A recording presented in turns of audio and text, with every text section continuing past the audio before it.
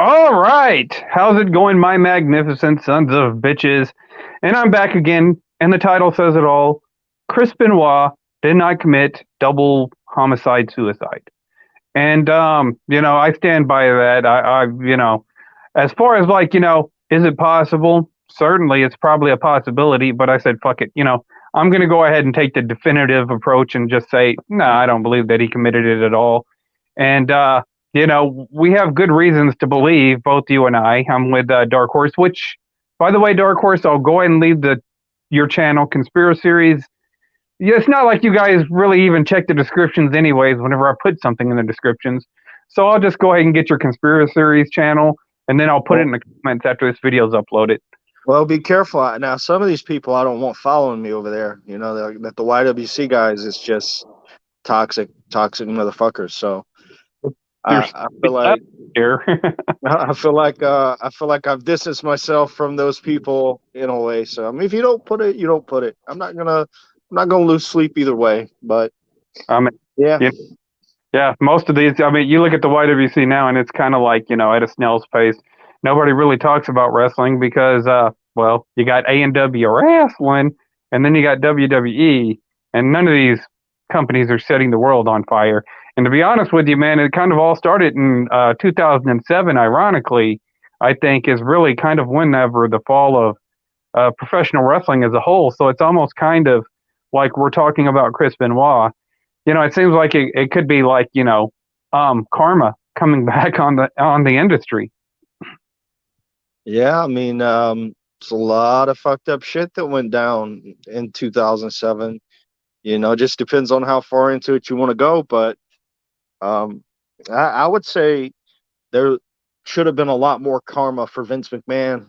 You know, just one individual to name. Like there should have been a lot more karma for that motherfucker, just based on the Owen Hart stuff. But that's a completely different story. But to let someone die in your ring, or know someone died in your ring, and then just to keep the show going like that, just says everything you need to know about the kind of people running WWE. This karma, like they deserve way fucking worse than they ever got. I'll just say that much. Yeah, and then you have the cream team thing that happened, which that everybody's like, oh, well, it's a conspiracy, but you know, how much of this reoccurring theme do we have to have before we have to sit there and say maybe we should look into this a little bit more? Maybe where there's smoke, there's fire. Because ultimately, what you get into and you're running in, and especially like whenever it deals with somebody like Chris Benoit, is you run into this wall of people who are, uh, I guess, almost like sycophants to a degree. Anything that they hear on the mainstream media, they just take it as gospel anymore. We can't sit there and disagree with what's the ratchet hose name that took advantage of Nancy Grace. You know, if Nancy Grace deems you as something unacceptable, we all have to run up and she's been given this position of privilege and whatnot. And so everybody just kind of uniformly gets behind this and say, well, we need to do something because this is a problem, even though they don't know what the hell the problem is. And none of the story ever made any sense. I know that I've done videos on this that are no longer on YouTube because, apparently YouTube terminated like 2 channels now. And so, you know, it's, truth isn't something that is embraced here on social media. You know what I'm saying? It doesn't matter where it is. Honesty is just not embraced on here. And in fact, it's actually discouraged to actually come out and, take a stand and say, we need to look at this. And this is what you run into, especially you, whenever it pertains to Chris Benoit, because I know that you've had your fingers in a lot of pies regarding this. Well, this is why I was saying, as far as staying away from this particular community. I mean, I've got a lot of support. There's a lot of people out there who really don't believe Chris Benoit did it. I mean, the amount of support, the likes, the comments that I've gotten on the 3 videos that I have, I'm kind of surprised, to be honest. But there's always going to be the attention-seeking whores that want to come along when you're doing something different. And let's be clear, when the Chris Benoit thing first happened, I was of the belief, hey, the police are doing an investigation. They're going to do what's right. I put my trust into the police or the sheriff in Fayetteville, Georgia. But you should never just blindly believe somebody's going to do the right thing. And that's the problem is a lot of these people, they couldn't tell you the first fucking thing about that investigation. If you were to ask them, well, how did they conduct this investigation? Who conducted this investigation? What did they do that proved Chris did it? What did they find that proved Chris did it? These people won't be able to tell you anything. Oh, well, they did an investigation, and that's proof enough for me. Well, how many times have we seen people go to prison for things they didn't do? Spend decades, even get the death penalty. Then later on, after they were killed, come to find out, evidence come out that proved they didn't do it. So we have a man in Chris Benoit that's not able to defend himself, that's not around to tell his side of the story. So pretty much the people who believe he did it are forced to believe a version of events by a bunch of cops that allowed a woman in Benoit's neighbor to enter a crime scene, to possibly tamper with a crime scene. Chris Benoit's own father said the neighbor found the diary where Chris supposedly wrote about all that shit after Eddie, and he was talking to Eddie and quoting Bible scripture, which Michael Benoit said was out of character for Chris. But the neighbor found this in the trash can. How convenient. Don't you think that's a little convenient for the neighbor that went strolling through the fucking house for at least 10 minutes when the Nancy had been dead for almost 3 days? Don't you think that house sort of smelled of death a little bit, Holston? And no doubt that this neighbor comes with their own baggage. Yeah, you and I both kind of looked into it a little bit. We did a little bit further investigation into this, and yeah, this was extremely shady. This is actually kind of uncharacteristic for like anybody to allow. I understand where okay, we're going to go ahead, let the neighbor in to contain the dog or something like that, but she should have had an escort of some sort. You know, don't just say okay, well, effectively, this could be a crime scene, and we're just going to sit there. They should have escorted the neighbor in just in case. You know what I'm saying? Because even if you don't know it's a crime scene, right? You still could be sending that neighbor into potential hazard. What happens if, like, there is a killer in there or something like that? You haven't heard from these people. They haven't heard from them in how many days? And everything was all uncharacteristic. Listening to the phone calls makes absolutely no sense. The timeline's absolutely bizarre. And whenever you read the reports, nothing really matches up as far as an investigation. And the sheer fact that it was open and shut within 24 hours? How long was it? I mean, they did a grand jury. They had the state of Georgia versus Nancy Benoit, which doesn't really make any sense seeing she was dead when they did this case against her. So they were doing some things, but as far as actually investigating the crime scene, they didn't spend a whole lot of time on it at all. No, it seems like there was too many. I think that at the end of the day, whenever you look at the Dr. Phil Aston and all of the contributing and all the, suspicious deaths around that, you had people over there, which they wouldn't name, but, they had their, which, we could sit there and say Sherry Martell is probably one of those people. And Miss Elizabeth, all of these people surrounding the Benoits, Johnny Grunge, all of a sudden were coming up dead suspiciously. You know what I'm saying? And like I said, you go back even to 3 years within the time frame of Chris Benoit's death. And then you have Ray Taylor, Eddie Guerrero. All these people are close to Benoit at the time. And, they talk about said diary and whatnot, and of course you hear the media official, and you'll hear the people on Dark Side of the Ring sit there and say, oh, well, this is what happens. And they give them a little script and they'll read the little script. And people are like, well, I'm satisfied with that because I heard it on some sort of, BuzzFeed or Vice or whatever the hell it is that does that stuff. It's all propaganda. It doesn't really matter. But, they just take it as gospel and they just run with it and they think, oh well, we know everything, and then they say, well, you're crazy conspiracy theorist and all this other stuff. But like I said, they have nothing to back it up. I mean, it's just them flinging shit on the wall and praying for it to stick, pretty much. A prime example of that would be District Attorney Scott Ballard, which he was a complete fuck up throughout the whole thing. But he said that Daniel Benoit hadn't changed color at all. And when you read the autopsy or see the autopsy, it says like he had changed colors. So it's which one is it? He didn't change color. He did change color. It's just shit like that. Like people involved in the investigation that should know the facts and they're spreading misinformation or contradicting other things. And even on one, I showed you, even on, was it Chris's autopsy? They got the address wrong. They put 170 instead of 130 Green Meadow Lane. How do you do that? How do you fuck up the address? So it's like there was a bunch of amateurs here doing an investigation. And then when they found Chris's body at at his house, he had a droplet of blood on his nose.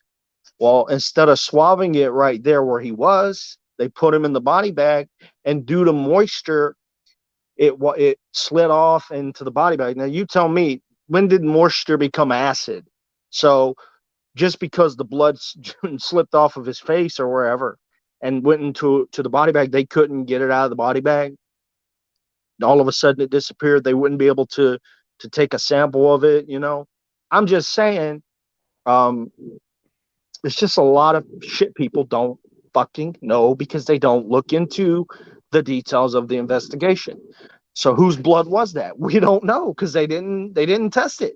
So you literally have evidence that was disregarded in some form or fashion. They didn't test the blood, so we don't know whose it was. But people are just so certain it was Chris. Chris killed his wife. Chris killed his son. No, not with as many holes as there are in this investigation. I can't just say he did it without the proof. And I meant, you and I have, I guess disputing theories, but actually we both have quite a few theories of what could have potentially happened. Neither one of us believe that Chris Benoit did this. Neither one of us do. No. However, since there's so much shit that is just out of the realm of, sheer coincidences. Like I said, if you have one coincidence, okay, I can understand where you can kind of be dismissive about that. But whenever you start to have the coincidences compiled, this is where it becomes an issue because now you're questioning my intelligence. And, whether you're one of these little millennials or whatnot, that'll come out and say, oh, well, this is what Brian Stelter said on it, and I don't care. I don't give a shit what that dude said. Yeah, I absolutely have no fucking use for it. But whenever we see so many coincidences, and it's so bizarre, and, you start putting it all together from the lack of the investigation, from the efforts that were put into this investigation. I heard the 911 call, and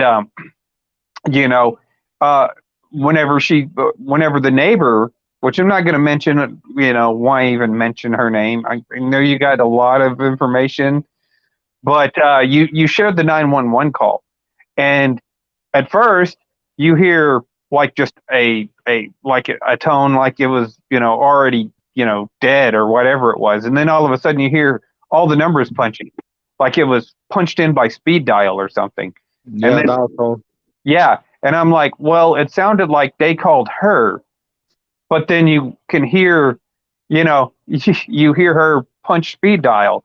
And it's like, well, what's the point? It just, none of the stuff makes any sense from certain people contradicting themselves like Chavo Guerrero, or other people out there.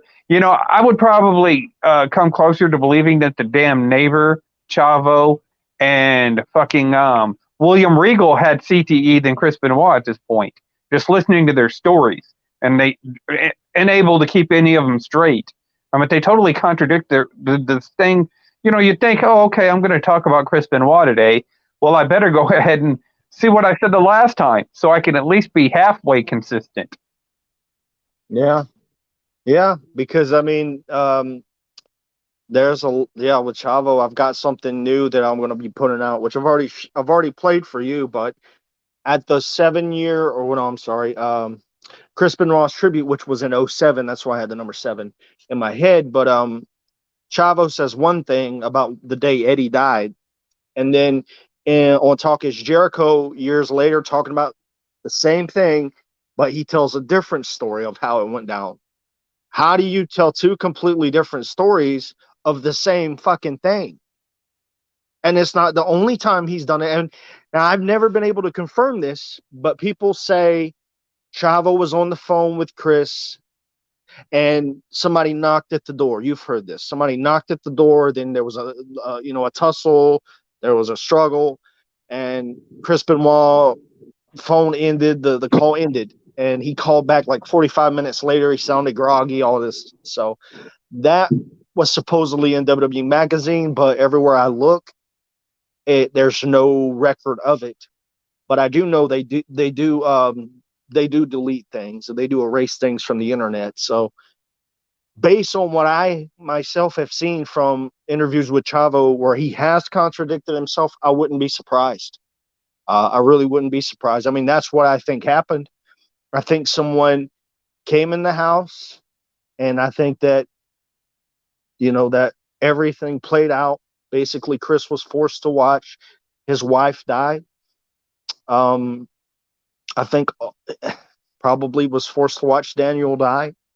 And then he was the last one that finished him off. I will go into more detail on who I think or who could have possibly done that, but that's pretty much what I figure happened. And if you think about it, because everybody says, "Oh, the dogs are super aggressive, and how would they get in the house?" The neighbor had the fucking keys to the house because when the Benoits would go out of town, she walk their dogs or watch their dogs.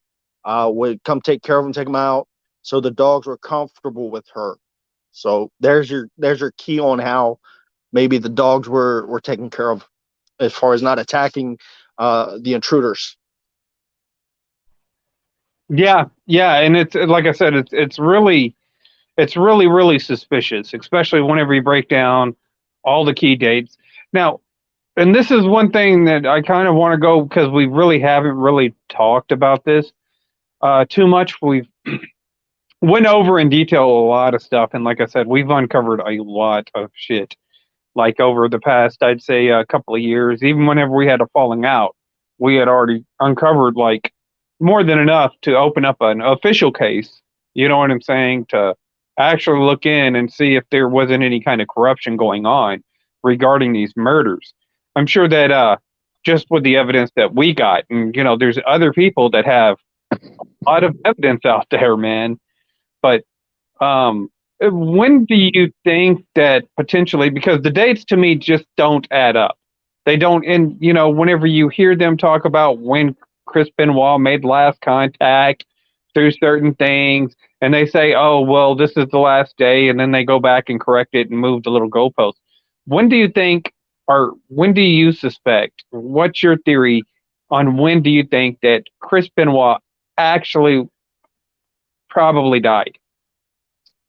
Well, they had a guy come out on Friday, the 22nd of June, 2007, somewhere between 5 and 6 p.m., I think. And he said that Daniel and Chris were the only ones there. And they have a receipt, and I'm basing this off of what that channel Purple Sky showed. She's done what I never wanted to do. She filed a FOIA, Freedom of Information Act, and basically read through 400 pages of police report and other documents and showed the receipt that Nancy would have been at the Publix in Peachtree City, which would be 10 minutes from the Benoit house at that time. Um, and that Nancy was at the store shopping, so that would explain her absence from the guy who came to fix the pool. So we know they were alive at that time. I, I said a little earlier, um, that I think Chris would have died last because the motivation for this would be to punish him. And what's the worst thing you can do to somebody? Make them watch their wife die, make them watch their son die. Um, I definitely, I definitely believe he died on a Saturday, and the reason I say that is because even goofball Scott Ballard said that that they were saying he died Saturday, but because of the text messages, this is how fucking shitty the investigation was. But because the text messages were sent Sunday morning, then he must have died somewhere after that on Sunday. No possibility that somebody else could have had his phone, somebody else could have sent out the text. So we're just going to ignore what the medical examiner said as far as when he died, because we got text messages here ruling out any possibility that it could have been somebody else, an intruder, any of that. This is how this investigation was conducted. So I definitely believe he died Saturday. I would say maybe Saturday night. The last time Chavo says he heard from him on the phone was Saturday evening, I believe. So that's the last time anyone heard from him on the phone. So I would say probably shortly after that. So Yeah. this, like I said, this was my theory, and I bounced this off of you. And like I said, it couldn't have happened this way. It would just make more sense. But hearing about how the way that they found Chris Benoit, you know what I'm saying, on the equipment, the gym equipment, whatever it is, and But don't forget. Remember that girl, Purple Sky, said he was holding dumbbells, right? right. Holding. And see, that was the one thing that kind of like, whenever she said that, it kind of like grabbed my attention. So what I was thinking was, this is what I was thinking, is that we'll just say a suspect here, because I'm not going to call it by its name. This is your baby. This is just kind of here, doing our thoughts and assessments, kind of laying out some groundwork for your video. No, but let's be honest. You've put a lot of effort into it too, so it's not just mine. It's both Yeah. of ours. Yeah, so like, with that being said, and this is the way it sounds like to me, it seems like Chris Benoit was subdued somehow. Now, like you, I told you, is that I think that Daniel was used as a token, basically, to help subdue Chris Benoit. Chris Benoit is a bigger guy. The guy that we suspect is a pretty big guy, probably even bigger than Chris Benoit is. And he was one of the last individuals that we know for sure. But like I said, these dates and these people are so unreliable. Whenever you're reading through uh, these certain reports that we were going through, where we get this information from the last person that was spotted at the Benoit's house. So I mean, I think what happened was, we know that Benoit was going to win a title, right? He was going to be, he's the second person to win the Triple Crown. He was going to win the ECW World Heavyweight title.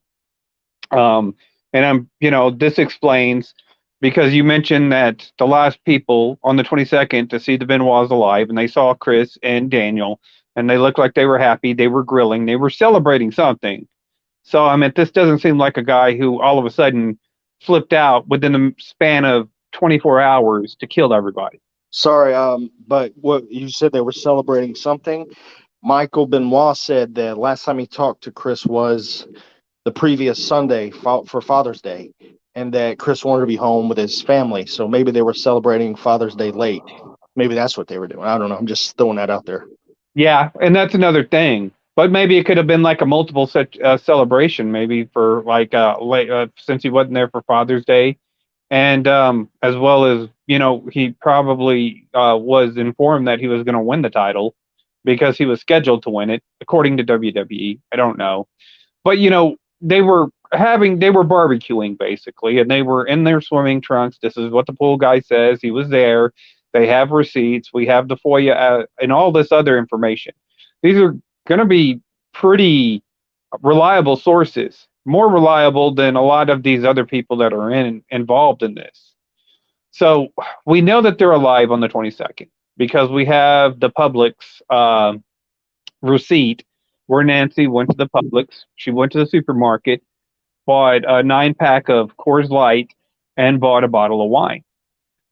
And so from that point on, because this is going to be supposedly, according to the investigators, the same day that Nancy Benoit dies. This is going to be the day that she dies, like within an hours after all of this supposedly happened. And this is why this doesn't make sense. Because Chris Benoit has maybe a total, by the time she gets back and everything, 6 hours, maybe 6.5 hours to flip Well, out. I think they were saying she died around 9 p.m. or 10 p.m. that night. So if at 5 or 6 she wasn't there, it really kind of cuts that time down even more. Yeah, so So you're at like 2 or 3 hours. So yeah, I think what happened is because there were two people that showed up, right? I think person A stayed at the house with Chris Benoit, while person B went to the Publix with Nancy. We know that they were supposed to be in Houston. Said person, what knew Benoit, he was, he worked with Benoit. And so I suspected that, maybe the initial thought was that they were going to drive down to Houston from Atlanta, which is only about an 11-hour drive from what they. So it was totally doable in the time frame that they were at, that they could just drive down. You know what I'm saying, and then drive back. And a lot of guys like to do that anyways. So I think what happened is at some point in time, these people show up, right? One goes with Nancy, the other stays with Chris. Somehow, you know, uh, they were able to subdue Chris. By the time Nancy comes back, Chris is probably already subdued on that gym equipment. This is what I think. And ultimately, maybe at some point in time, and this is what I told you, I said, they found the Xanax in Daniel's system. And I think that that would have maybe Nancy, because she was the one with the prescription. She's the one that, he's the one that had the most. Daniel had the most.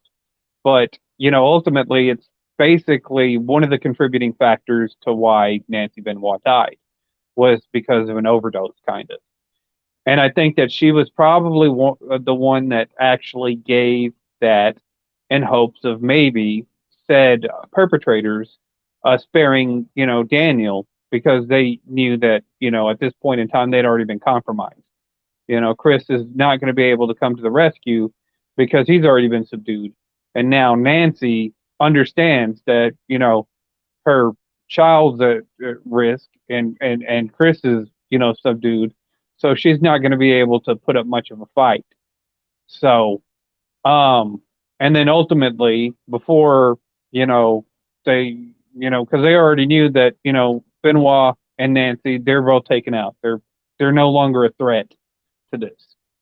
And I think that ultimately they understood that leaving Daniel would, essentially be, oh well, this person was here and this person was here the day, and then I went to sleep, and then they were, whatever, and that's whenever they were like, oh okay, well we can't leave Daniel around, and that's what I think happened.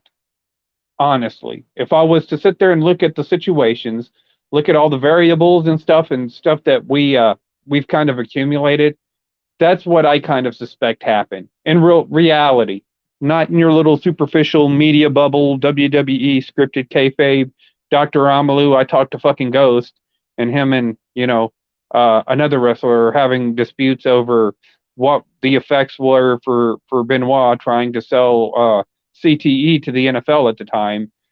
I think that that's actually what happened. What about you? I mean, it's a nice theory that you have. I just for the what I believe happened, I would feel like I said earlier, if they're wanting to, I feel like it was done out of hatred, like it was done out of anger. I mean, let's not forget, obviously, Kevin Sullivan, was the booker in WCW back when Nancy and Chris got together, and at first it was a work. But from what I've heard, he encouraged them to stay in the same hotel, you know, make it look real. And then so if you put two and two together, you got a man and a woman. They're staying in the same hotel. What do you think's going to happen? obviously, and it turned real. And so what gets me about this is Kevin Sullivan says in these interviews he was over her for 8 months. They were separated. It didn't bother him. But yet Dave Pinzer, Eric Bischoff, um, there's other people that say, yeah, it most definitely affected Sullivan. He most definitely cared. What was it? Bischoff said he had to lay Sullivan off because he was self-medicating because of all that. So I have to say, why is Kevin Sullivan lying? If he would just come out and say, you know what, yeah, it definitely hurt. It definitely upset me. It definitely, that's my wife. Even if we were separated, this is something you don't do.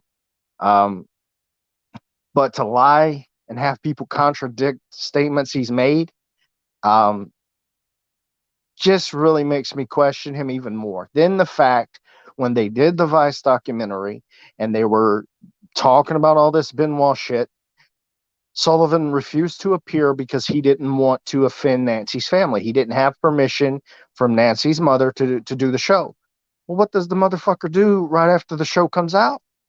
He goes and does a podcast with Jim Cornette where hundreds of thousands, if not millions of people are going to hear it, and he responds to the show.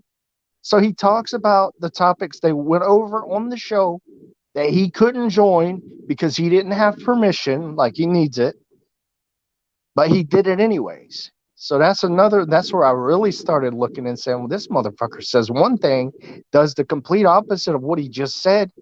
His whole reason for not doing the documentary. So it didn't make sense. So um, that's where I kind of have to look at it and say, maybe if he wasn't doing all these lies, telling all these lies, maybe I could look at it from a different point of view.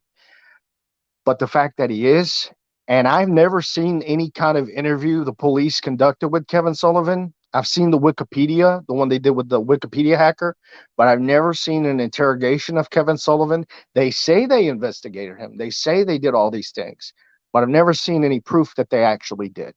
Maybe they went, oh, where were you? I was in Florida at a wrestling show. Oh, good enough for me. Fucking done. Sounds about like these piece of shit cops, anyways. Um, the For type of work the and for type of work they do. And for those of you, because I want to clear this up, for those of you who don't know what he's talking about whenever he's talking about the Wikipedia hacker, is Nancy Benoit's death was leaked out, whole 24 hours before she died on Wikipedia. It was updated or something. Before it was revealed that she had died. It would have been after she died, but he said, yeah, Nancy died. There was, and his excuse was, well, we were just wondering why Chris wasn't there. And it's like, so why wouldn't you say maybe Chris died? No, you said his wife died. And then it turns out his wife did die. So, but he didn't say nothing about Daniel or Chris. It doesn't matter. The fact that he predicted that, and then you watch the interrogation of this squirmy little motherfucker. Just based on what I saw, he was lying, completely lying out his ass. And there was no validity to it at all from what I saw. You've seen it too, I think, but And I he don't know. He Connecticut. had his dad right there with him, and he couldn't. What was it? This 19-year-old kid couldn't remember what he was doing the day Nancy died, and I'm not saying he killed her, but he couldn't remember what he was doing that day. His dad had to say, "Oh, weren't you at work? Weren't you hanging out with some friends or something like that?" Oh yeah, that's what I was doing.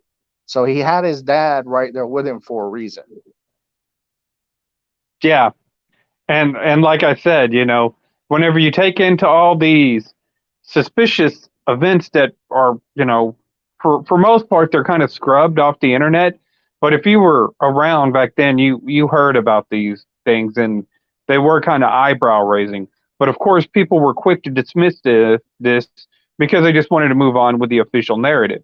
Nobody wants to sit there and take a time. Oh, three people just lost their lives, including a little boy, that was kind of defenseless, his mom and his father. Oh, but we'll go ahead and believe the official narrative, and that's because a lot of people are kind of lazy and they don't want to, invest that much into it.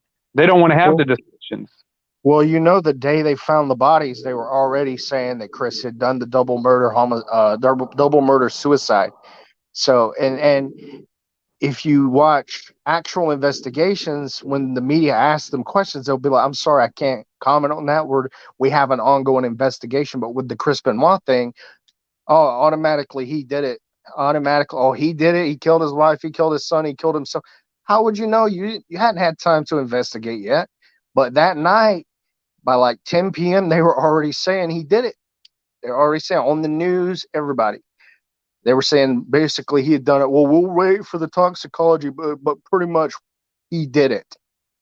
And again, how the fuck would they have known that soon? It goes to what you're saying with a narrative.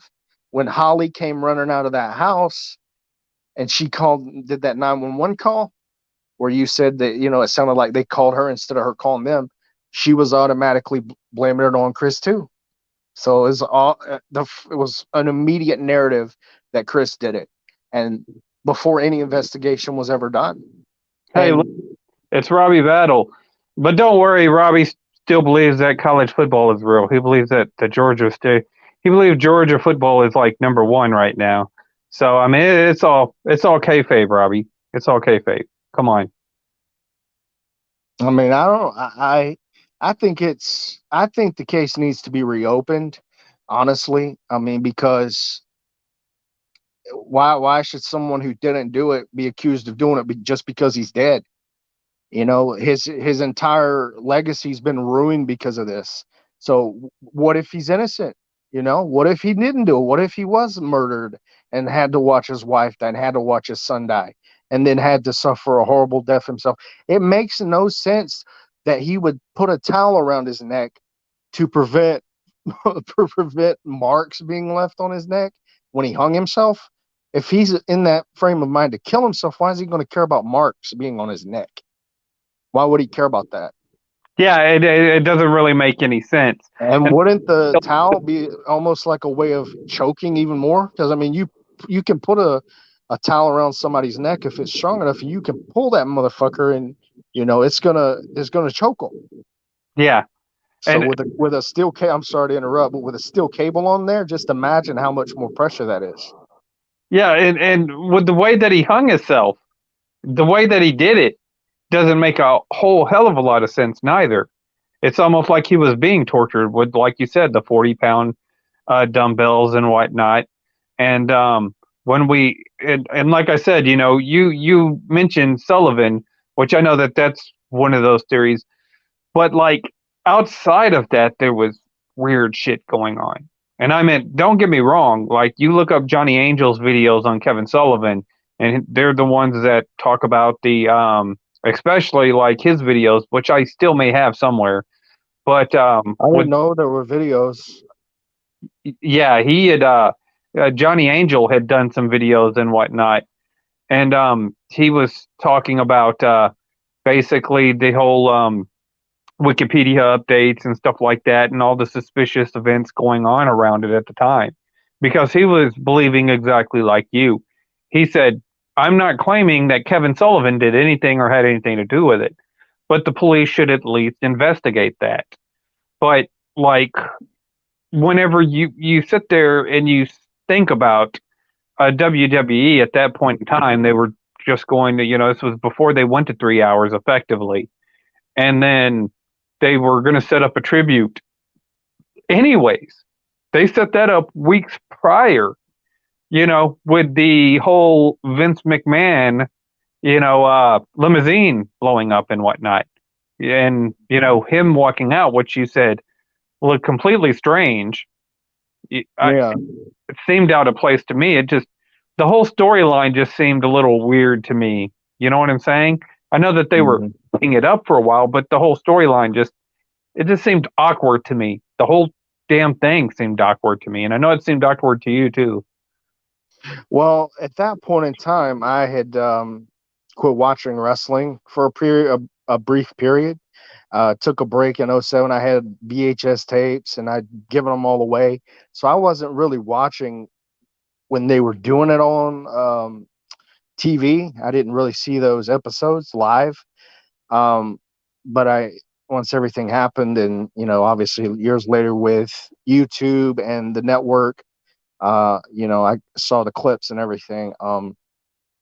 There's I'll just say this. I don't want to give it away too much, but there was when Vince walked out to the ring, um, before he goes backstage, goes walking down the hallway, gets in the limo outside, and blows up.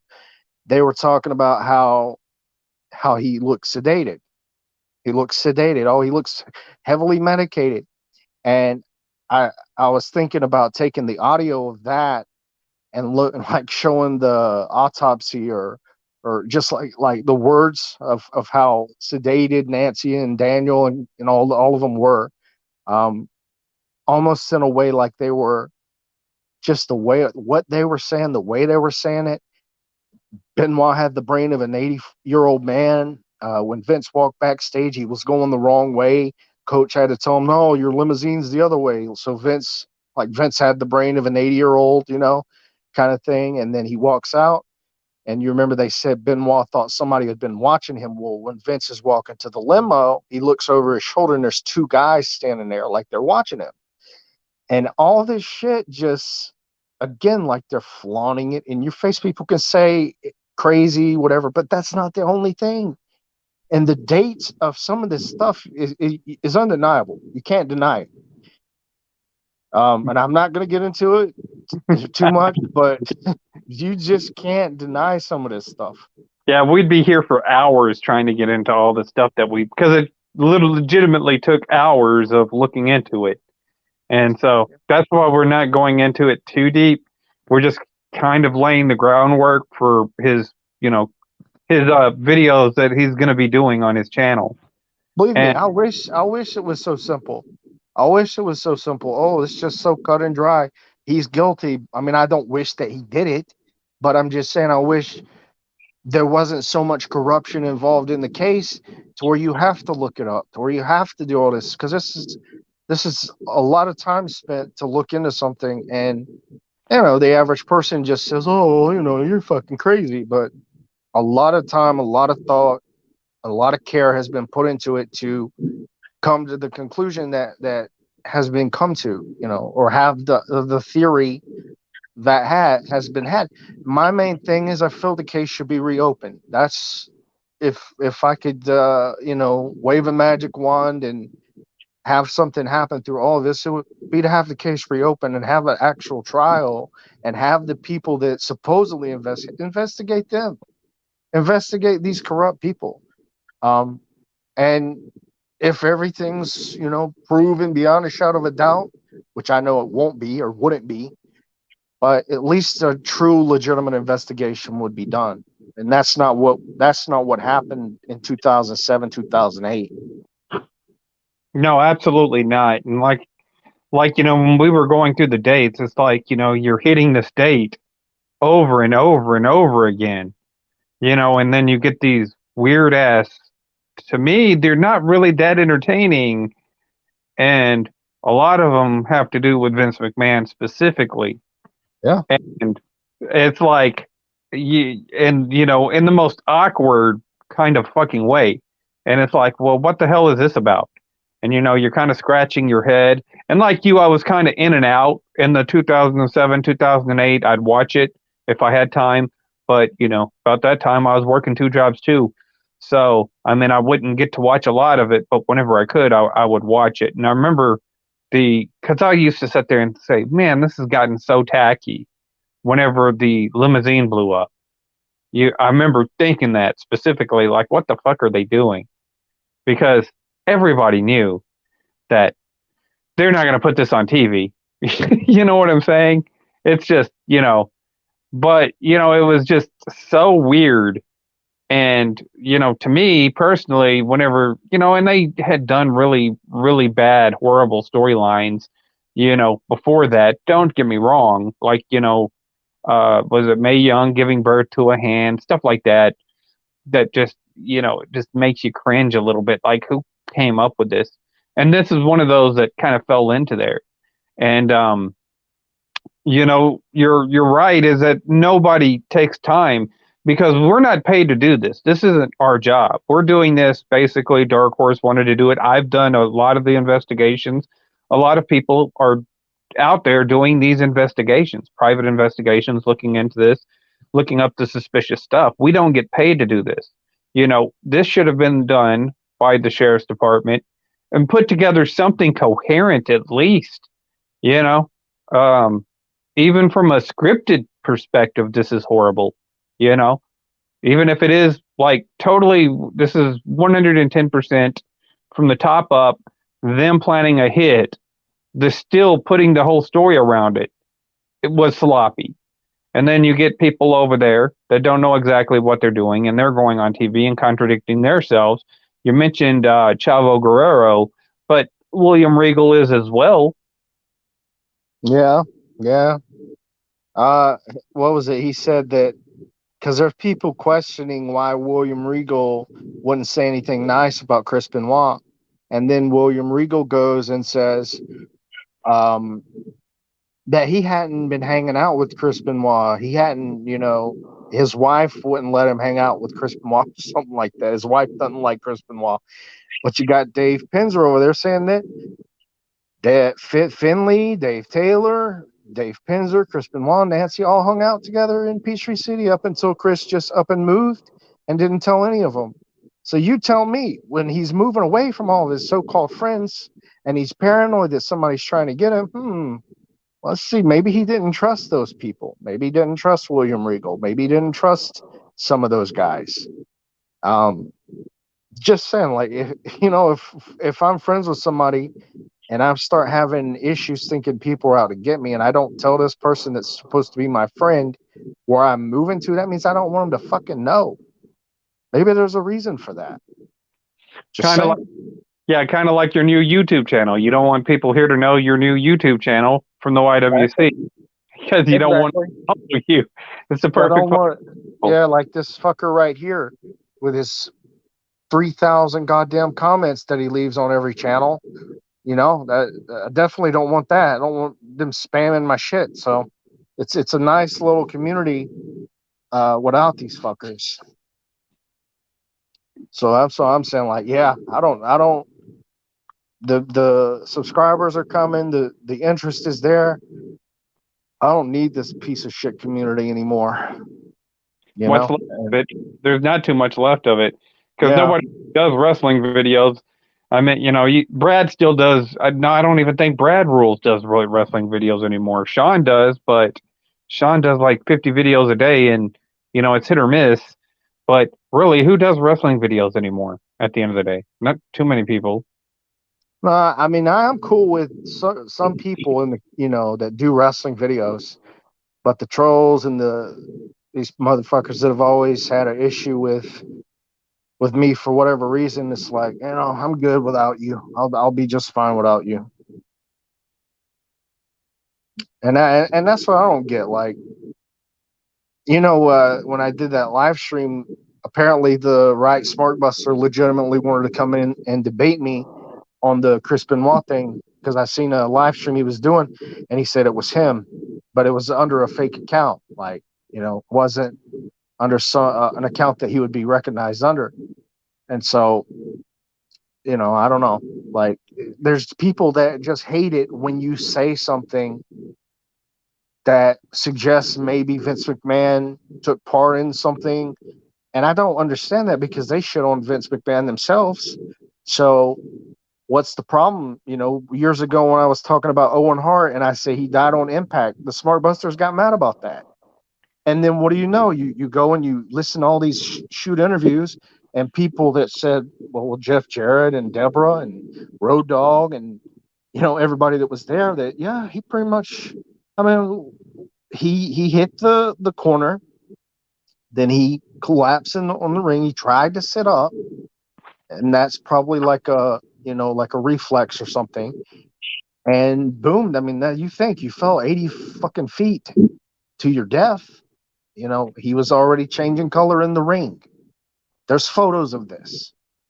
Okay, and he's already fucking changing color in the ring. He pretty much died on Impact. I mean, that's a horrible way to go. And that's a lot of force coming down to hit the ring ring corner like that, the turnbuckle. So And to yeah, be honest with you, nothing against Righty, but didn't they learn their lesson the last time that they tried to debate us? Because I remember them like crying and having a little mental breakdown, well, saying, apparently, it was cute because I tried to debate them, but that's like their highest viewed drama video where they were showing me, and I get there mocking me and making fun of me, but still, I'm just saying, my face on the "Yeah, Smart Busters channel is ratings. yeah." And they were like, "Oh, we're not going to respond to Polston and Dark Horse ever again, but here's our response." And they cried about it for like weeks. They were sitting there taking fucking pictures and shit of us trying to troll us on the fucking internet. And it's like, oh, that's kind of fucking ridiculous. That was kind of, you broke somebody's will whenever they have to stoop down to like, taking your picture, which, ultimately, yeah, granted, yeah, we're ratings for the Smart Busters, but outside of that, nobody else knows what the fuck you're talking about. You just look like a fucking complete psycho. So, but I meant that's what it was the last time, that we debated them. So I don't get why Variety would want to come in and debate you because he's already had like, uh, kind of like he had kind of like a bad, I thought we left a bad taste in his mouth. He said that he was never going to mention us or debate us or anything like that ever again. Well, apparently they owned me so bad. So, I would feel like if that's the case and you won, then there you go. Like you don't have anything to come back for. Now, if you lost the debate, you want to come get your revenge, which I've been there. I've had to do that before. So I know what it's like. So yeah, I mean, Roddy, if you need your revenge, by all means, go make another pointless stream and have trap queen right there. I guess is she his real girlfriend or is she his make believe girlfriend? I'm not too sure at this point, but Computer generated girlfriend that he there you made go. in City. But yeah, I mean, it's one of those things that like it is what it is. The YWC has been dead way before. I mean, we couldn't hold up the ratings anymore. Your product is kind of vanilla right now. So I mean, even they've got their nice little toxic community over there, and trust me, I wouldn't trade the the channel that I have now. I wouldn't trade it for if they offered, hey, you could have all our subs, all our shit. I'll be like, no, I'm good. I don't want a bunch of toxic motherfuckers that just because somebody enters a chat room, you better leave. You better get the fuck out of here, Darkhorse. Like am I that threatening to you people? yeah. But Like then I was gonna go the into one of their streams. They're like, you should just go, just leave, just get out of here. Like, yeah, you should. okay. Okay, well, if I get all your subs, can I have all your subs, password and information too? Just log into the accounts and kiss my own ass. Like it seems to be the popular thing to do now. Yeah, you gotta wonder, man. Mm, yeah, but yeah, I think that like that community is pretty much really kind of dead.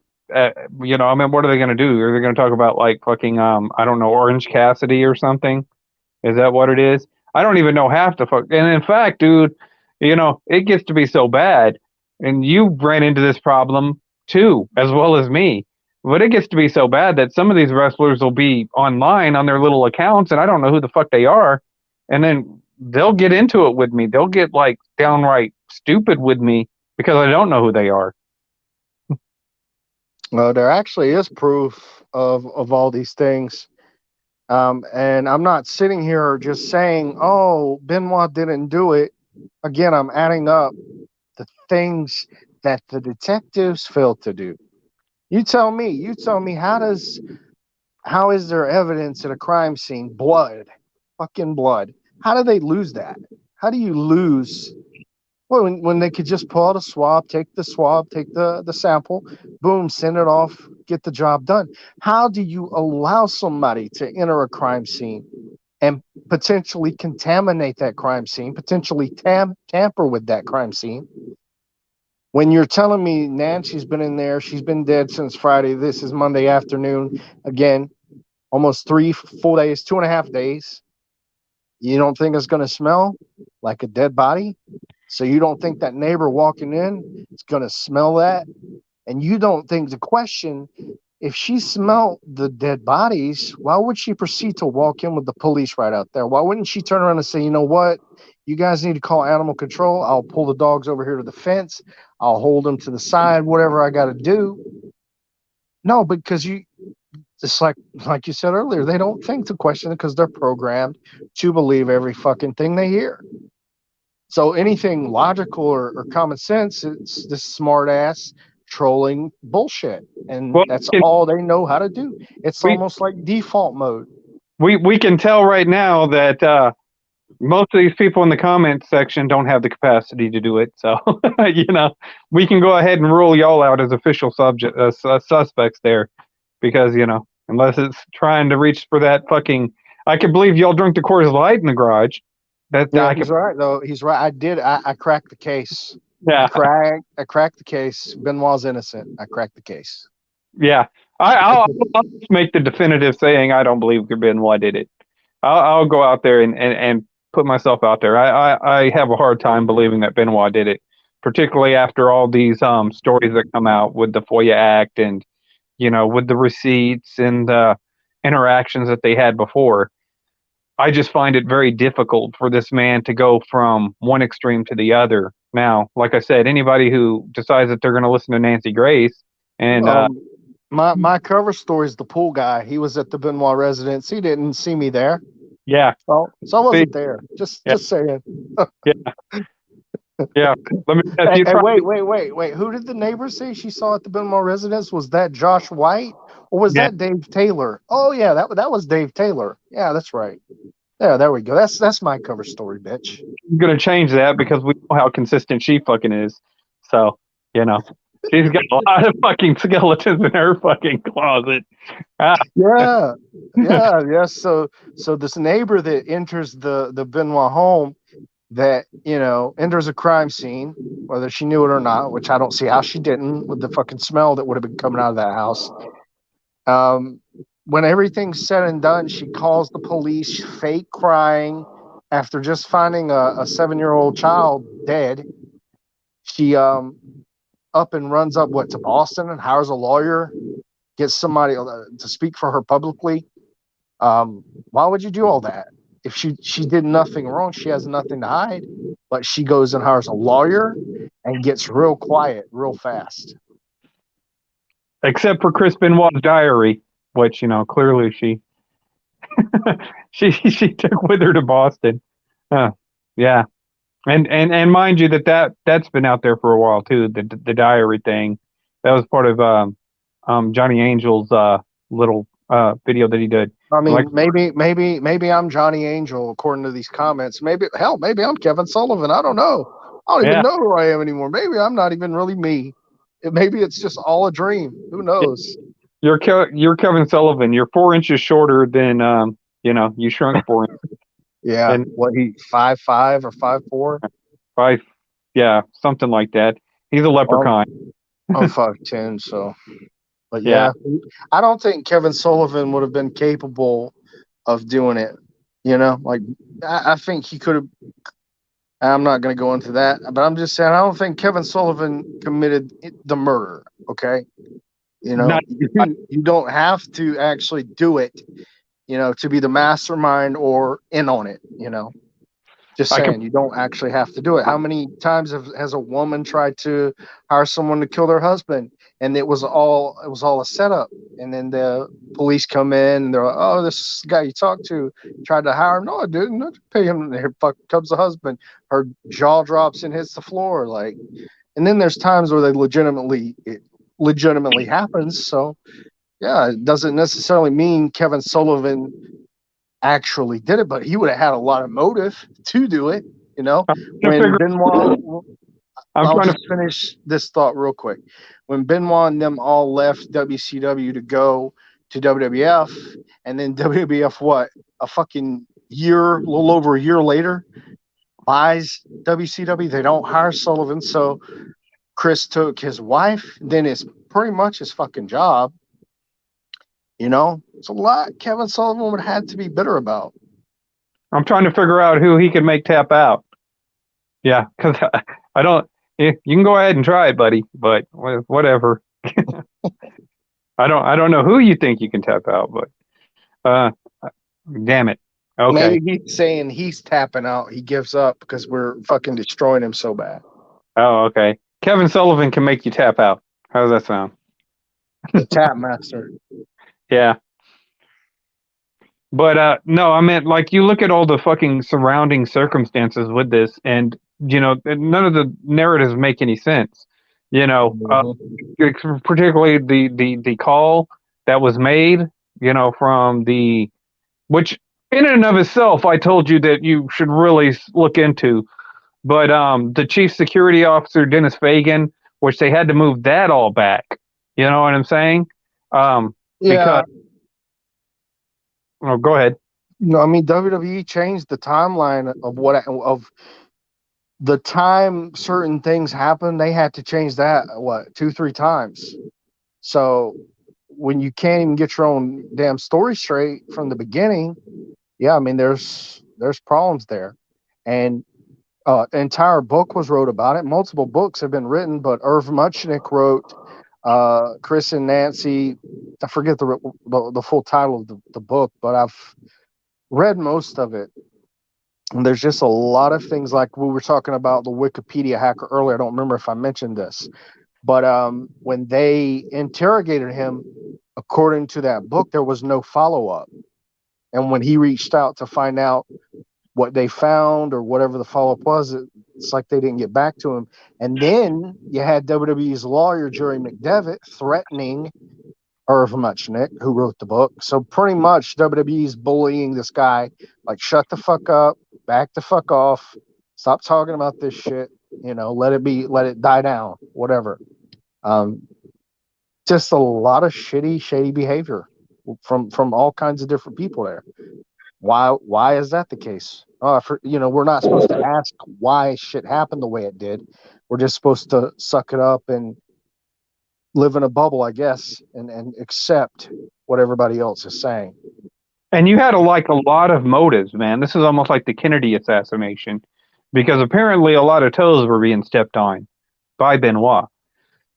Not just you mentioned about the little grand jury thing with the state of Georgia versus Nancy, and then you have the Phil Aston thing going on at that particular time. We Which can talk about the Phil Aston if you want, like when he died. I've never talked about that yet. I haven't talked about it. you can go ahead and you talk about it if you want to. Well, I'm just saying, man, for a fact a lot of the dates, like a lot of times when you look at these dates, whether it's a birthday, a year to the day after Daniel, that would have been Daniel's birthday the next year, shit happened. But yet Benoit died, the 24th, they say, which I think technically really he died that Saturday, but they officially say he died the 24th. So who else died that day? You remember? I think you were the one that told me about Renee Dupree saying it.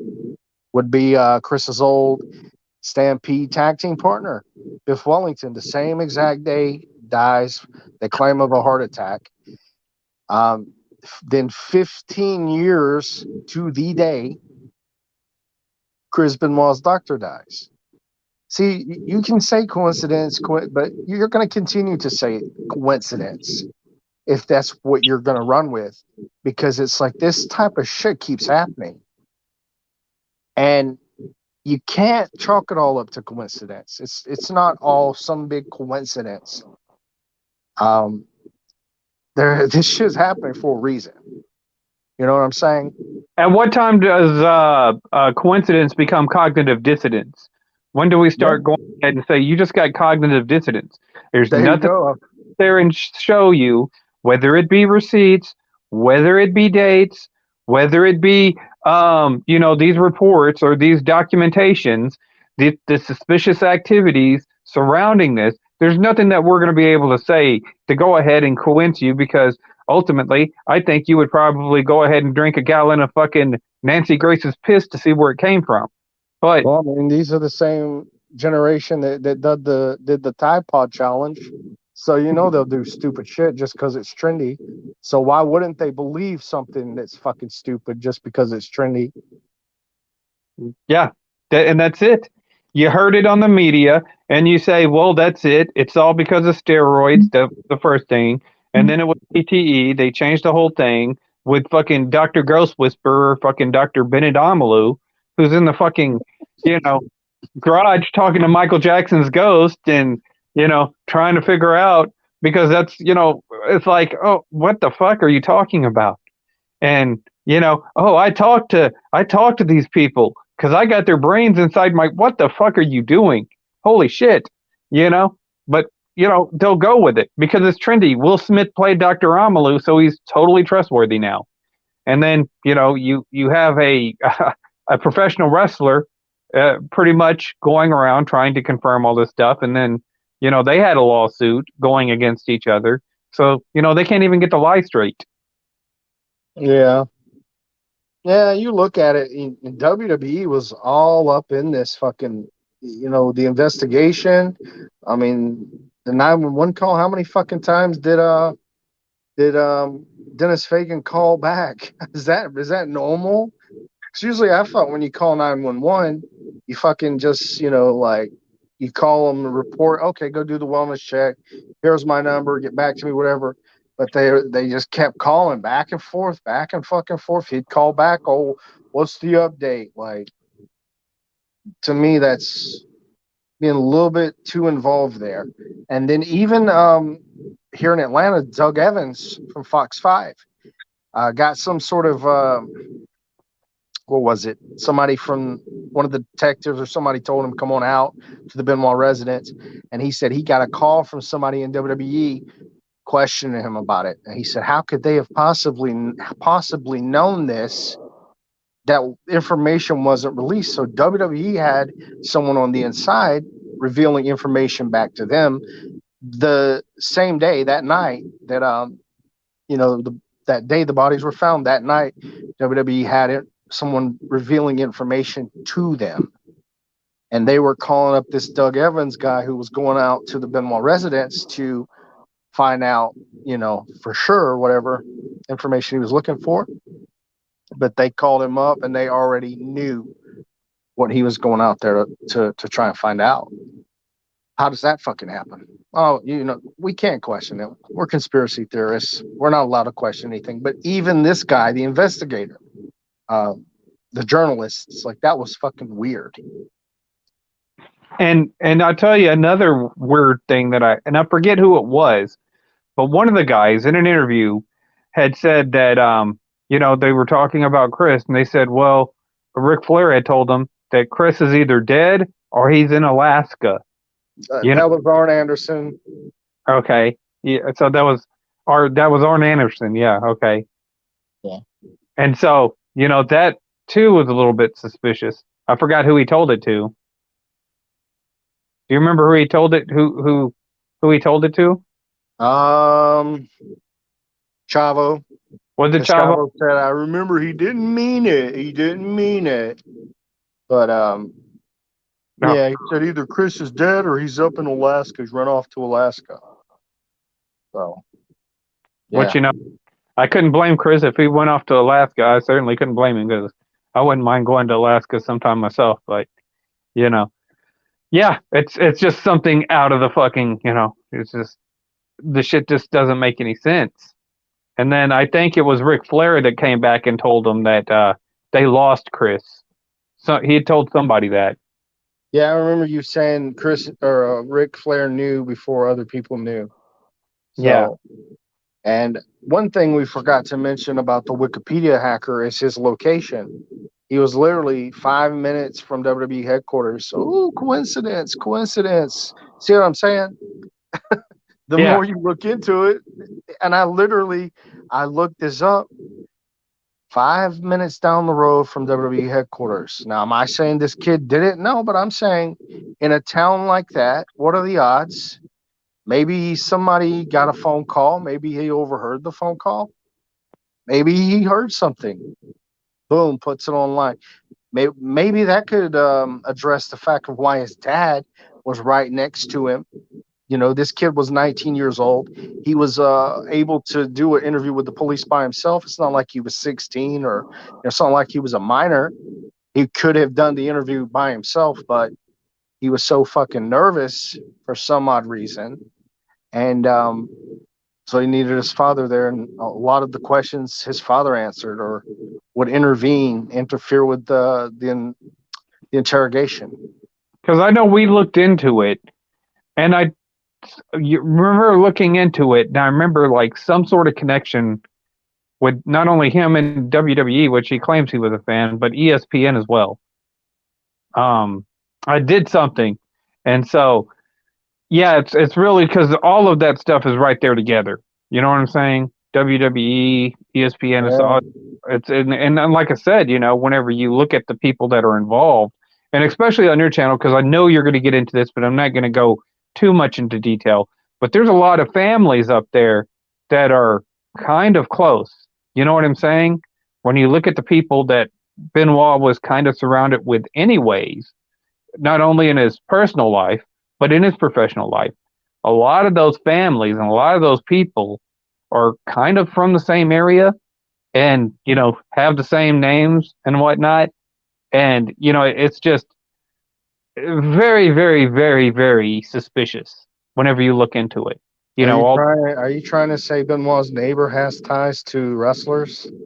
Yeah, Well, not saying, but if she did, then we could sit there and say that there was probably a lot of shit that was left unsaid by the detectives that are supposedly in the market of conducting investigations.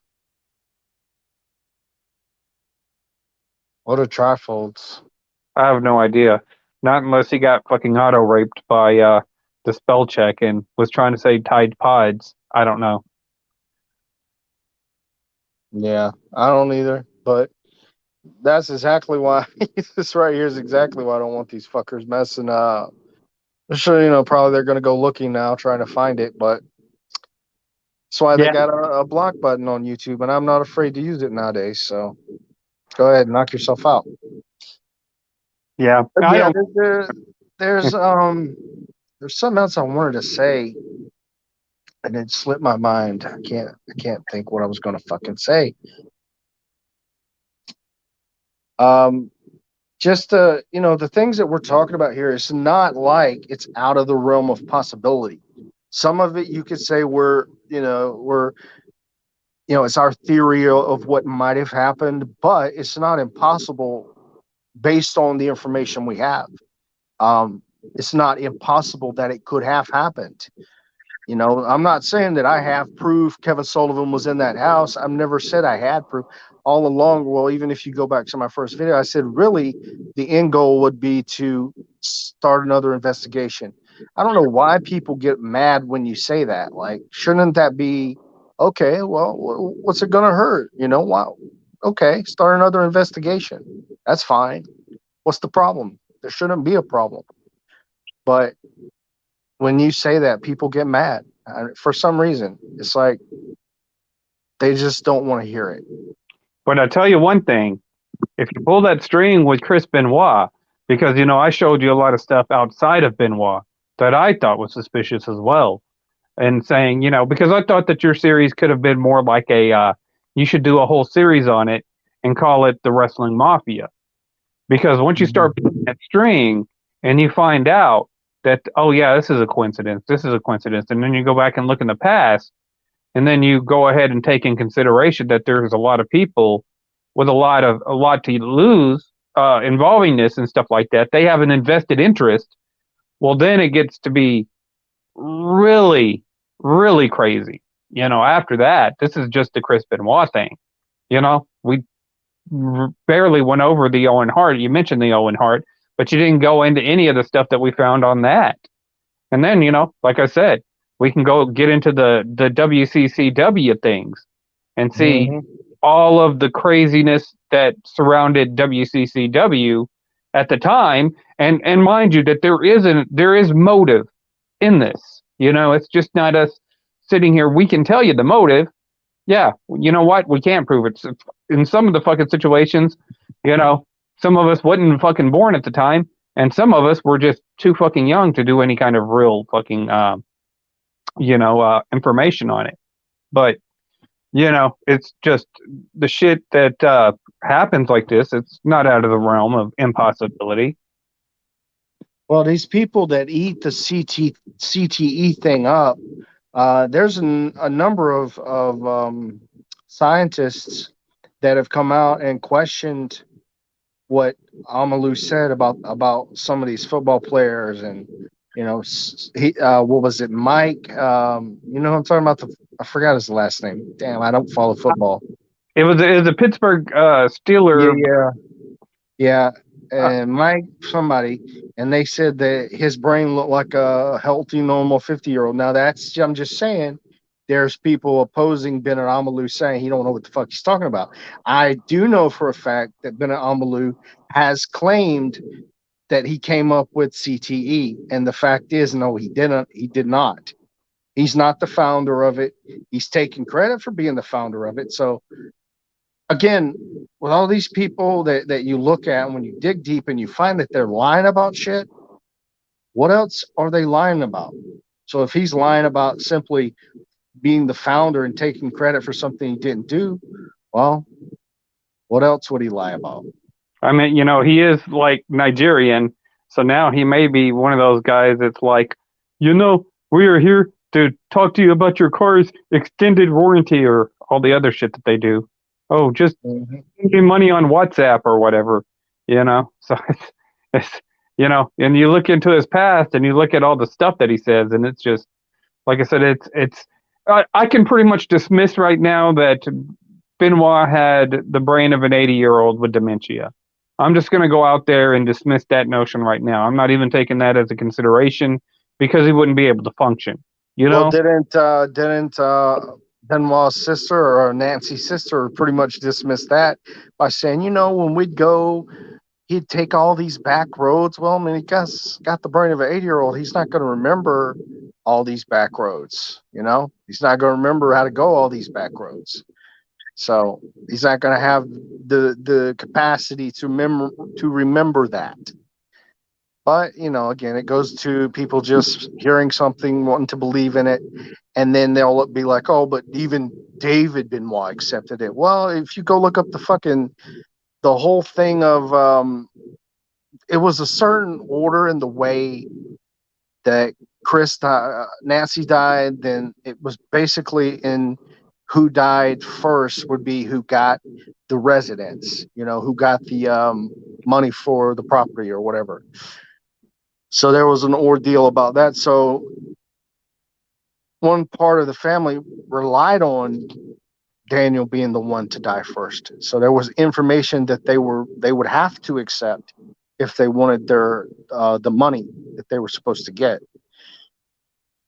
So I'm just saying, just because he's accepted that doesn't mean that the investigation was properly done. There's proof that it wasn't properly done. Right. And I really would sit here and say, like, why, like, if he's wanting to get into the wrestling industry, why wouldn't he be a little more, I don't know, persistent in having them do a legitimate investigation? Just saying, why wouldn't you want that? Seems like you would. But it was pretty much open and closed case within, I would say, 2 days. Because Sandy Toffolini said that. And it looks like we lost Darkhorse. But I'm not on board with it because I understand why Chris Benoit's son would probably not want to go ahead and push this because he doesn't want to rock the boat whenever he's trying to ultimately make a wrestling name for himself. Why he probably wouldn't want to go ahead and rock the boat and not do this. But whenever you go ahead and look, and like I said, Darkhorse has a lot more stuff that we just are not going to go over because this isn't what this video is about. But yeah. I don't need tarot cards. I can read. I can see with my own eyes, hear with my own ears. I don't need tarot cards. But I don't expect anybody to acknowledge anything said here. So yet again, this is why I don't want these people to be part of anything serious, because they don't know how to be serious. They never have. Anytime something's serious or a serious conversation, I mean, just take Roddy for example. Anytime that you've ever seen a live stream where there's almost any time you've seen a live stream where there's a serious conversation, what does he come in and start doing? He's got to come in and start acting retarded. Got to come in and start acting like a fucking idiot. Yes. With that stupid laugh. He can't. Yeah. He can't be serious. It's like it's a sin for them to try and be serious. So I don't know if I can. Maybe you guys have CTE. You're talking about doing yoga earlier. Maybe you fucking fell and bumped your head while you was stretching your legs out or whatever. Maybe you all have CTE. I'm just saying, y'all all act like a big bunch of retards, anyways. So I'm not trying to convince any of these people here of anything, because they're not open-minded. They're not smart enough to be able to comprehend what's actually going on here. Well, I mean, they still do like videos on the product and stuff, and it makes you wonder why you haven't expanded past that too much. It's kind of like they got a marginalized base, which was one of the reasons why that's why I kind of was always in and out of the YWC doing other stuff. Now, my platform largely has been taken away, been shadow banned, and various other stuff that I've done here that Mama Susan is like. But like I said, we'll go on Rumble, go on BitChute, upload these videos on there, and I shouldn't have the same kind of problems that I do here.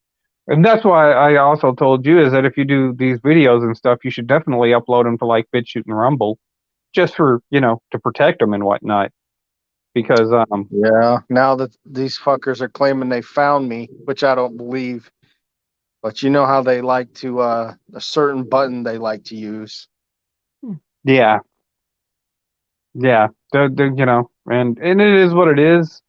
Like I said, this is my backup account, and I haven't used this one in years, and I had to go back and resub to a lot of people on this one that people that I've had contact with up ever since they took down my main account. So, and I mean, these people are still doing this shit right here on YouTube, nevertheless, too. And like I said, how many accounts do these guys have? Like, that's all they don't understand. It's not pissing me off. If anything, I'm getting a good laugh out of it. But it's like, how many accounts do you people have? yeah, I don't do this trolling shit no more. yeah, I mean, if you believe in something and you put your time and effort into it, for someone to just sit around and try and laugh or debunk what you're putting your time and effort into, as long as you're not hurting anybody, it just shows that these are the same no life having losers that have always drugged the community down. It's, at least some of us from the drama have managed to grow up and move on, whereas others, I don't know, it's like you guys can't do that for whatever reason.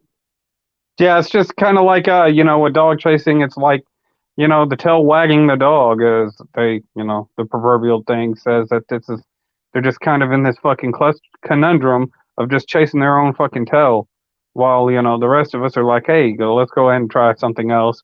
Let's go do something else. Let's go try another platform. Because I mean, like I said, whenever you look at the traffic and you look at the trolling, you look at the terms of services, you look at the community guidelines and all the other stupid stuff that these people go ahead and move goalposts past not only just us, but they move past these guys right here. This is why you got to make 5,000 fucking sock accounts and sub to yourself. I'm not saying anything, but it's harder for you to go ahead and get, real views, and what you've done with your channel, but that's only because of the content that you're putting out. It's, not the same old trolling shit. For me, it's going to be kind of hard because, I have been on YouTube's bad list. I think last week I was, got another strike on Facebook, got a strike. I got my Twitter just permanently fucking suspended again for the third time, by the way. And, my Instagram got a strike all in that same week. So I meant, we understand that this isn't, this is these platforms right here don't cater to actual people that are going to put in an effort. They're pretty much catered to like shills and fucking bots and shit. People who make up stock accounts and troll the internet. That's about what the platform's made out of. So, putting these up on like BitChute or Rumble, there's more potential there. And you'll get a lot less of this right here. Now, the shills are getting pretty bad on BitChute though. That's about all that comments on BitChute videos, but you get a lot of views on BitChute too.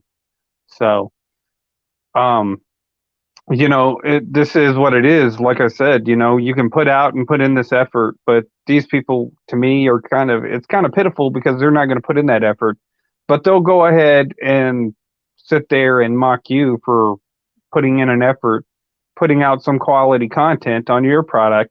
They don't want you to succeed, but at the same time, they don't want to put in any effort so they can succeed. It's just very fucking weird how the community operates. And that's one of the reasons why I was like, man, I don't really want to do too much with the community outside of just every once in a while I'll get back into troll or something like that. But that's about it, And I don't even do that anymore, but I used to. It's just one of those things to where it's like I told you, I said, I don't see the point anymore because the community kind of dilapidated to me personally years ago. I was telling you this, and, I just kind of one of those things to where I'd get involved every now and again, but I just couldn't do it for any length of time. I'd have to get back out because I just get tired of it. Yeah, it's I don't know. Wrestling just died off, years ago. So it's there's nothing. And even you said that well, you told me the Smart Busters had said something along the lines that if WWE was good, they wouldn't have anything to talk about. So that pretty much has always confirmed they wouldn't have a YouTube channel if they can't talk shit.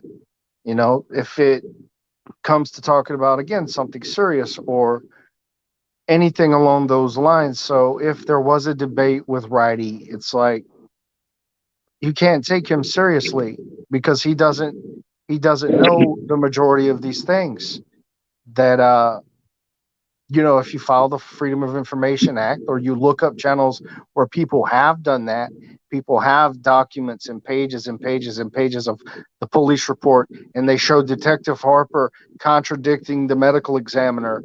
Again, two people involved in the investigation saying two completely different things. That shouldn't be a thing in a legitimate investigation. You shouldn't have all these questions, unanswered questions. But that's the reality.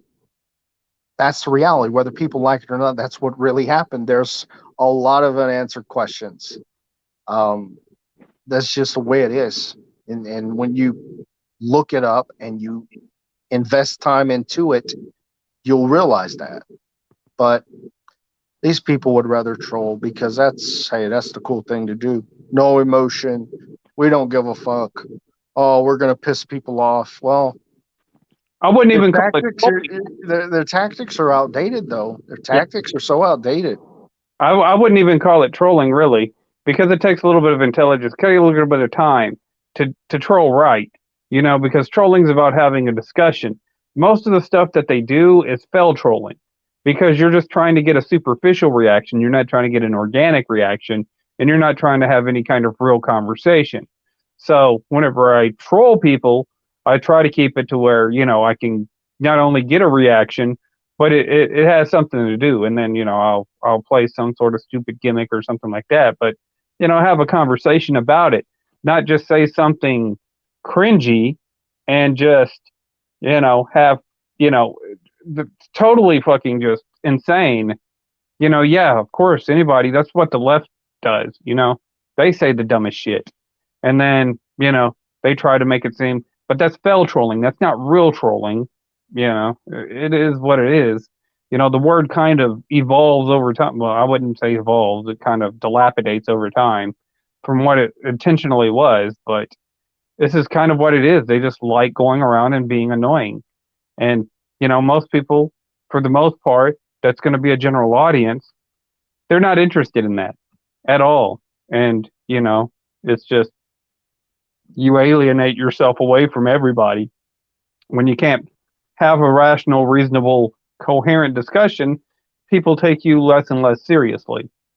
And that's some of the issues that I have with people, you know, especially like whenever I bring them on here. That's why I only bring on like certain people that I know that's going to be serious in whatever they're talking about, because, some people like to just come on and kind of hijack and then take over and then, spew some sort of insanity, and, it dilapidates after that.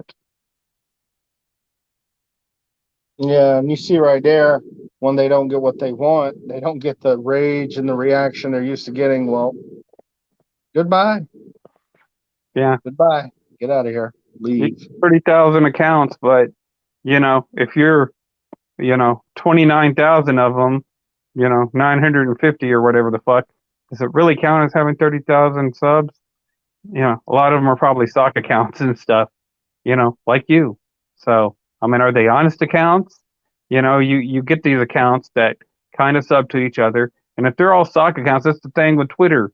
Yeah, you know what? You can have 35,000 followers on Twitter, but you're only getting like, 29 reactions because most of them are stock accounts or bot accounts or trying to sell you something, you know, spamming comments or whatever the hell they're doing, shill accounts. So, I mean, they're just not really used a lot. So you can have a lot of followers and not do anything. That's why a lot of these internets are kind of, Facebook, the traffic is getting really low on Facebook. You don't see a lot of organic posts from normal everyday people. It's mainly just people trying to sell you something. YouTube is becoming quickly the same way, to where you don't see a lot of independent content creators. Mainly, I watch more movies on YouTube than I do anything else.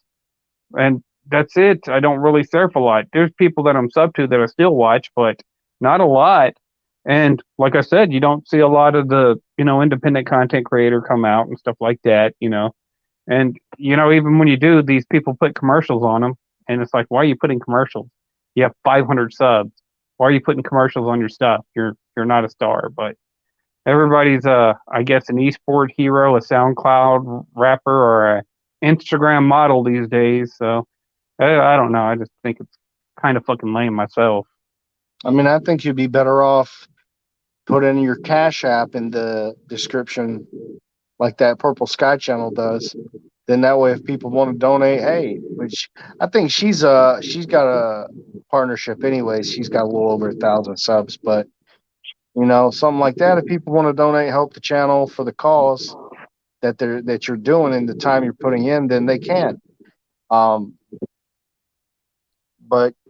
yeah, with that little amount of views and that low amount of subscribers, because you have to have 1,000 now before you can even get a partnership, and so many hours of like people watching you.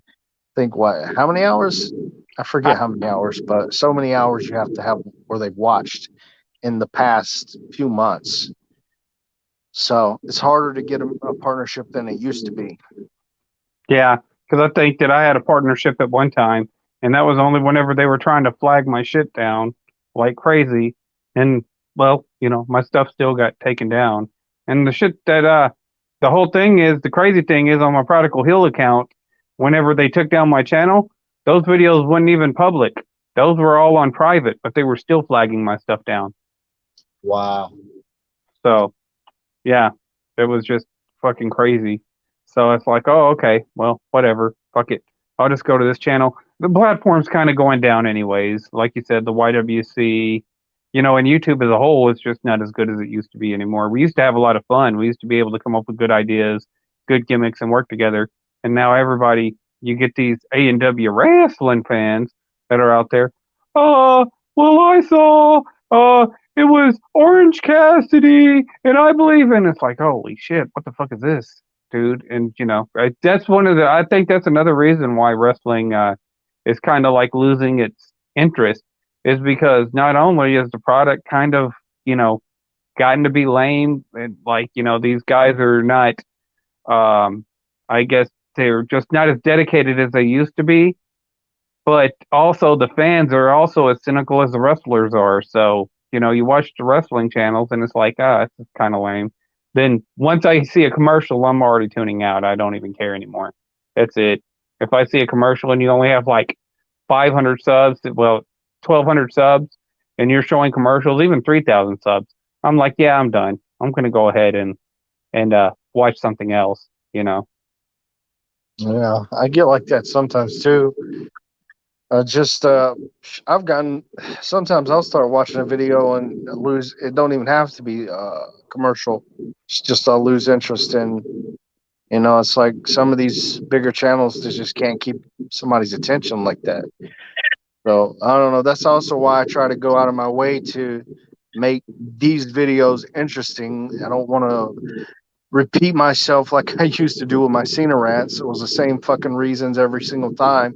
This is why. Well, we've already heard it. We've heard it a million times. So it's like, yeah, I try not to be repetitive and just try to put new information out there, and this is stuff that you and me have found just in communicating back and forth that people aren't really talking about. So with the Benoit case, I mean, it's so that's what people really want. They want new information. They want to hear new things, and the people that are interested in that kind of stuff, not the fucking trolls, because the trolls really, at the end of the day, are irrelevant. Yeah. Um, and I think there's more people out there that probably question the Benoit stuff that maybe just don't want to come and deal with motherfuckers like in the live chat that was going to give them shit because they have a different opinion. Some people can't handle a difference of opinion, and then that's just where they'll start attacking you, conspiracy nut job, blah blah blah blah blah. It's like, okay, well, you explain to me why you feel the way you do, and did you see a single comment anywhere that showed why Chris Benoit did it? Of course not. Because that's not what these people are doing. They're not No, here to have a conversation. It's all what is this? we did it. We must have did it. That's it. See, we need some contradictions up in here. See what I mean? Like nothing to do with the main topic here. Nobody has anything to add in the comments. It's like that's why I'm just calling them trolls because this is not a conversation. You can't have a conversation with these people. So, if you were actually trying to participate, okay, this is why Chris did it. He did this, he did that. This is the reason why I believe it. But you don't see that. Then we could debate it. Then we could respond to it. But they don't have anything. Yeah, well, we know the. Prove me wrong. Yeah, we already kind of had our suspicions on certain individuals that would probably come in and see this video and then feel like they had to come in and troll it and try to. But I mean, like I said, I'll put the comments up on screen. I'm not afraid of it. But people are just rolling their eyes, when they see them. So it is what it is. Like this right here. Oh, Brett, you got a account with 30,000. Do you have any proof? Citation needed. Because that's what y'all say. It's always citations. I want to see the account with 30,000. Then I want proof that it's yours. Because that's kind of like what you do to us.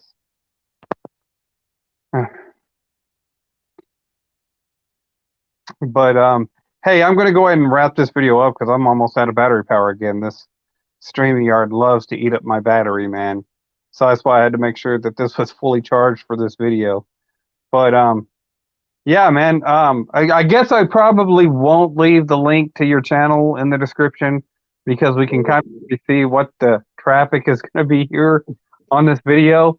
But yeah, I guess just go ahead, look up Chris Benoit, look up this, and then eventually, if you're interested, maybe your channel, and while you're investigating it, maybe you can come across some of his videos if you're interested in the topic. So, is there anything else you want to leave off with? No, because these people aren't here to learn anything. Can't teach a bunch of know-it-alls anything. So just I think I'll save any new information or anything else I would have had to say for people that are actually gonna, have knowledge of the investigation of the case.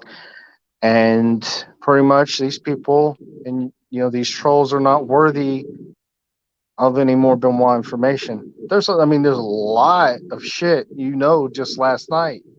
I sent you that one clip and you're like, shit, this sounds like, Yeah, and I asked other people and they're like, yeah, it sounds just like this guy. yeah, And they did it on 1 year to the day that Daniel would have died, and arguably Chris too. One yeah. year to the day, and there's a lot of that type of shit, but A people lot. don't care. Or go ahead. I was just saying there's a lot of it. Um, are you still there? Uh, Okay. I was just saying that there's a lot of it that you had. oh yeah, yeah. I still have a lot to put out, but it's gonna take a while. But anyways, I guess I'm gonna go ahead and wrap this video up because my my phone is uh getting pretty much to the point where I gotta plug it back in again. So anyways, you people tell us what you think. Like, sub, do the shit YouTube tells me to do to get over. And for now, I'm out.